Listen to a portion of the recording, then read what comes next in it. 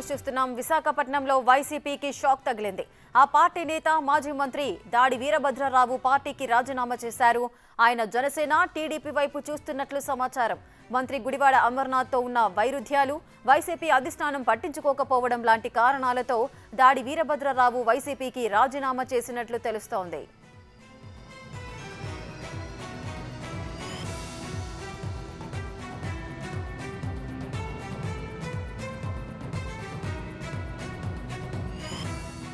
గతంలో పవన్ దాడి వీరభద్రరావును జనసేనలోనికి ఆహ్వానించారు. దీంతో ఆయన కుమారుడు దాడి రత్నాకర్ జనసేనలో చేరుతారన్నది ప్రచారం జరుగుతోంది. గతంలో తెలుగుదేశంలో ఉన్న దాడి వీరభద్రరావు 2014 ఎన్నికలకు ముందు వైసీపీలో చేరారు. కానీ ఆయనకు పెద్దగా గౌరవం దక్కలేదన్న టాక్ ఉంది. అనకాపల్లి ఎమ్మెల్యే సీటును గత ఎన్నికల్లో గుడివాడ అమర్నాథ్కు కేటాయించారు జగన్. విశాఖ పశ్చిమ నియోజకవర్గాన్ని దాడి తనయుడు దాడి రత్నాకర్కు కేటాయించారు. అయితే అక్కడ పోటీ చేసిన రత్నాకర్ ఓడిపోయారు.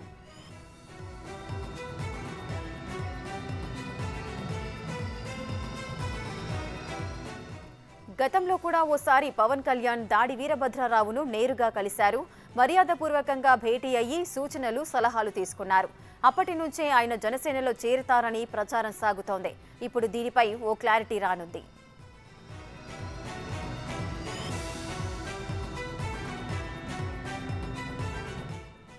విశాఖలో వైసీపీకి దాడి వీరభద్రరావు రాజీనామా చేసినట్లుగా సమాచారం అందుతోంది. పూర్తి వివరాలు మా ప్రతినిధి రాజు అందిస్తారు. రైట్ రాజు, చెప్పండి, ఇప్పుడు దాడి వీరభద్రరావు ఏ పార్టీ వైపు వెళ్లబోతున్నారు? అటు ఉమ్మడి విశాఖ డిస్టిక్ కి సంబంధించి వైసీపీకి దెబ్బ మీద దెబ్బ తగులుతుందనే చెప్పాలి. ముఖ్యంగా గత నెల రోజుల కాలం నుంచి చూస్తూ ఉంటే అటు గాజువాక నుంచి, అదే విధంగా విశాఖ సిటీలో ఎమ్మెల్సీ, గాజువాక ఎమ్మెల్యే నాగిరెడ్డి వీళ్ళందరూ కూడా ఎదురు తిరిగినటువంటి పరిస్థితి అయితే ఉంది. ఎమ్మెల్సీ ఇప్పటికే పదవికి రాజీనామా చేసి జనసేనలో జాయిన్ అయినటువంటి పరిస్థితి. కొత్త సంవత్సరంలో ఇవాళ 2వ తేదీ దాడి వీరభద్రరావు పేరుతో ఒక గట్టి షాక్ తగిలిందని చెప్పొచ్చు వైసీపీకి. దాడి వీరభద్రరావు 2013 నుంచి కూడా వైసీపీలో కొనసాగుతున్నారు.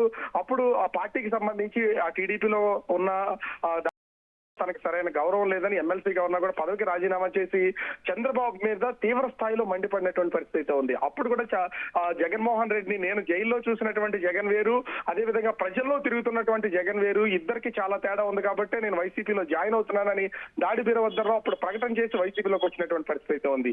తర్వాత 2014 ఎన్నికలు జరిగిన తర్వాత కూడా అటు దాడి వీరభద్రరావు మళ్ళీ వైసీపీకి రాజీనామా చేసి 1 సంవత్సరం పాటు గ్యాప్ తీసుకున్నటువంటి పరిస్థితి ఉంది.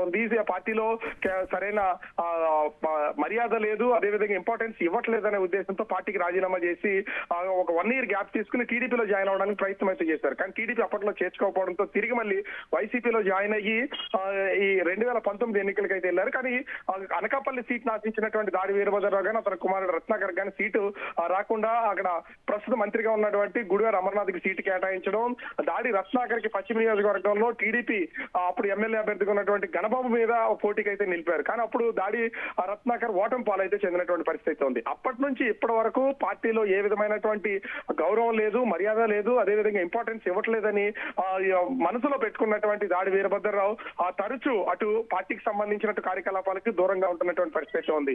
ముఖ్యంగా నియోజకవర్గానికి సంబంధించినటువంటి సిట్టింగ్ ఎమ్మెల్యే, మంత్రి అయినటువంటి గుడివాడ అమర్నాథ్ కి దాడి వీరభద్రరావుకి వర్గానికి మధ్యన ఎప్పుడు పచ్చగడ్డ మండుతున్నట్లుగానే ఎప్పుడు ఉప్పు నిప్పులాగా ఉన్నటువంటి పరిస్థితి అయితే ఉంది. వాళ్ళిద్దరి మధ్య 2 వర్గాల మీద పడకుండా ఉండనటువంటి నేపథ్యంలో ఇప్పుడు దాడి వీరభద్రరావు చేసినటువంటి రాజీనామా కొంతవరకు ఇబ్బందికర వాతావరణం అవుతుంది. మధ్యలోనే 2019లో వైసీపీ భారీ మెజార్టీతో గెలిచిన తర్వాత కూడా ఎమ్మెల్సీ పదవిని ఆశించారు, ఎమ్మెల్సీ వస్తున్నారు.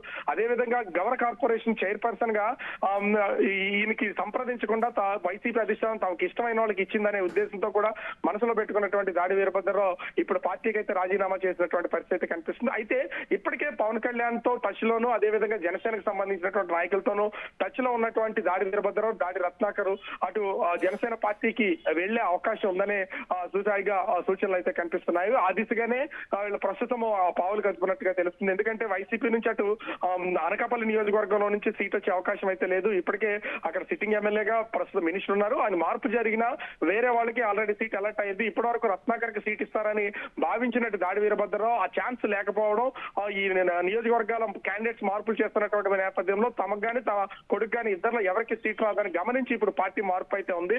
అయితే ఈ పార్టీ మార్పులో కూడా సింగిల్ లెటర్ లోనే తన సింగిల్ వాక్యంలోనే తన రాజీనామాని పార్టీ పదవికి అయితే ప్రస్తుతం రాజీనామా చేసినటువంటి పరిస్థితి అయితే ఉంది. మరి దాడి రత్నాకర్ కూడా తన పార్టీ పదవులకు రాజీనామా చేసి తండ్రి కొడుకులు ఇద్దరు కూడా ఒకేసారి జనసేన పార్టీలో కానీ టీడీపీలో కానీ చేరతారు ఏంటనేది తెలియాల్సి ఉంది. ఇప్పటికే గంట క్రితమే ఆ దాడి వీరభద్రరావు కార్యకర్తలను పిలిపించి నిన్న న్యూ ఇయర్ సందర్భంగా అందరితో ఒకసారి మాట్లాడారు, అందరితో ఫోటోలు దిగి అందరిని ఆహ్వానించినటువంటి పరిస్థితి అయితే ఉంది.